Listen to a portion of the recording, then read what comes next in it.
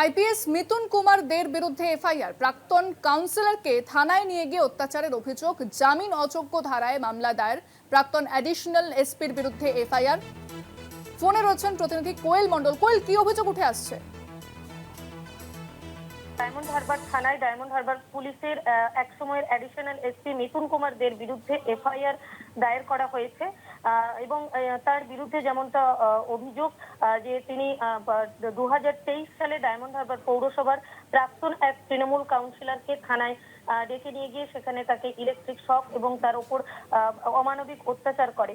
মূলত আমরা যেমনটা জানতে পাচ্ছি, এই যে অভিযোগকারী প্রাক্তন তৃণমূল কাউন্সিলর তমাল হালদার 2023 সালের 10ই ফেব্রুয়ারি পুরসভার দুর্নীতির বিরুদ্ধে তিনি প্রতিবাদ করেছিলেন এবং যার কারণে তমাল হালদারকে থানায় প্রথমে ডেকে নিয়ে যাওয়া হয় এবং তারপর তাকে তৎকালীন অ্যাডিশনাল এসপি মিথুন কুমার দের নেতৃত্বে থানায় অমানসিক তার উপর অত্যাচার চালানো হয়, এমনকি তাকে ইলেকট্রিক শকও দেওয়া হয়েছিল।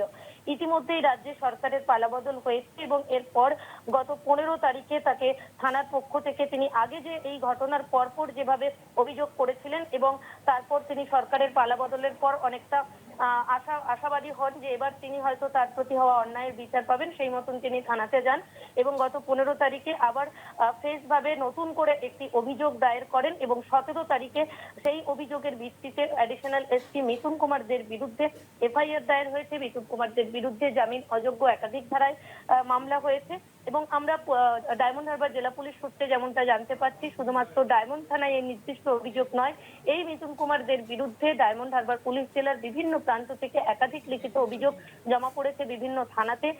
প্রয়োজনে সেই অভিযোগগুলো খতিয়ে দেখে তার ন্যূনতম সত্যতা পাওয়া গেলে প্রত্যেকটি অভিযোগকেই কিন্তু এফআইআর হিসেবে গণ্য করা হবে। ধন্যবাদ কোয়েল।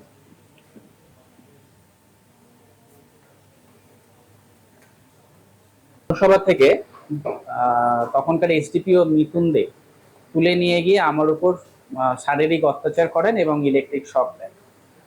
তো এই যে অন্যায়টা হয়েছিল তার বিরুদ্ধে নতুন সরকার গঠন করার পরে আমি একটা ন্যায় বিচার চেয়ে আমি একটা চিঠি করেছিলাম। সেই চিঠির ফলো আপে আমাকে 15 তারিখে লোকাল থানায় ডাকা হয় এবং ওনারা বলেন যে আবার একটা কমপ্লেন নতুন করে যাতে ওনারা এফআইআর স্টার্ট করতে পারে। তো আমি আবার পুরো কমপ্লেনটা ফেস করে 15 তারিখে জমা দিই এবং কালকে 17 তারিখে আমাকে ওরা বলেন যে এফআইআর লজ হয়েছে বলে এফআইআর এর যে নাম্বার সেটা আমাকে দিয়েছে।